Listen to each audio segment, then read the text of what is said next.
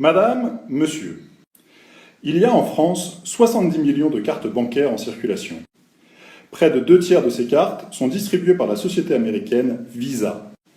C'est une situation de quasi-monopole et le directeur général de Visa, Alfred Kelly, vient d'annoncer « Notre objectif est de supprimer le cash ».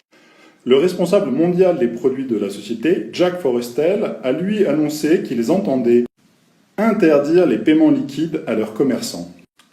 À moins que nous ne les arrêtions, ils lancent officiellement le grand voyage vers la fin du cash. Voici le plan annoncé par le Wall Street Journal.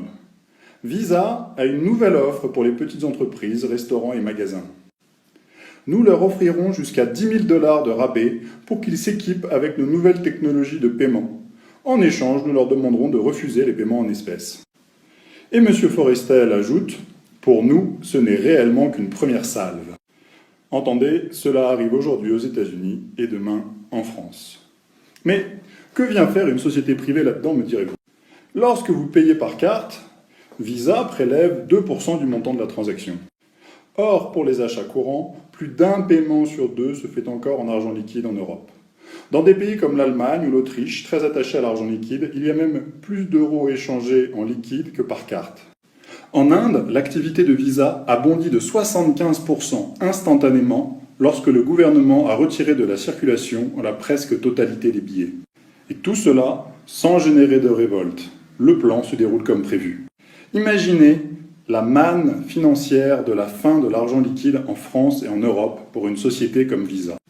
Et pourtant, vos pièces et vos billets ont ce que l'on appelle un cours légal. Personne n'a le droit de les refuser en Europe.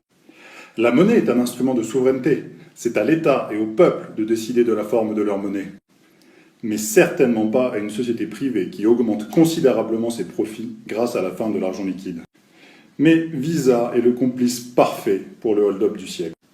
Cette annonce du directeur général de Visa suit de quelques mois la publication d'un rapport du Fonds monétaire international. Et voilà ce que vous pouvez lire dans ce rapport. Il semble préférable que la fin des paiements en liquide vienne du secteur privé et non du secteur public. D'un côté, il s'agit simplement de vendre plus facilement un café, alors que de l'autre, il s'agit d'un choix politique contestable avec des arguments valides. Parmi les arguments valides, le rapport souligne les risques d'une société sans cash en cas de panne ou attaque informatique, ou même en cas de cyberguerre.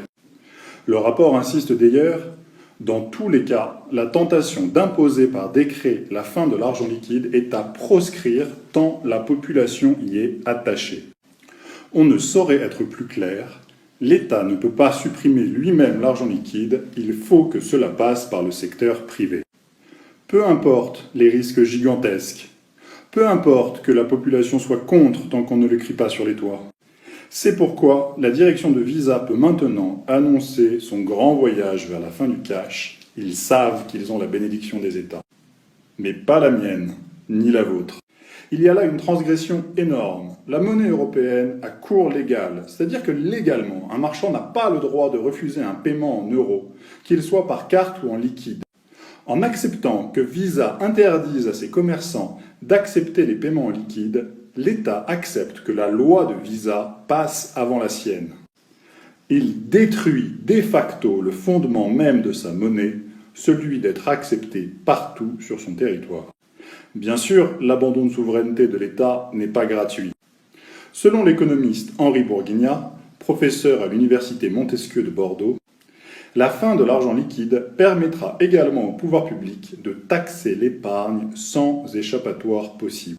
C'est le dernier impôt qui n'avait pas encore été inventé. Vous allez payer pour avoir le droit d'économiser de l'argent. Vous payez pour le droit de ne pas dépenser. Le processus d'interdiction de l'argent liquide est déjà avancé en Suède et au Danemark, où l'on voit fleurir des petits panneaux « La maison n'accepte plus les paiements en espèces ». La fin de l'argent liquide approche à grands pas et sans aucune précaution. C'est une véritable guerre qui est menée contre l'argent liquide avec, d'un côté, les appétits à court terme des hommes politiques et grands hommes d'affaires. Bill Gates, Mario Draghi, Christine Lagarde, William White de l'OCDE, Blythe Masters de JP Morgan ont préparé la fin de l'argent liquide au dernier forum économique mondial de Davos. Mais de l'autre côté, qui défendra la vision prudente et de long terme des populations? L'État faillit à sa tâche et c'est à nous de nous élever contre cette folie.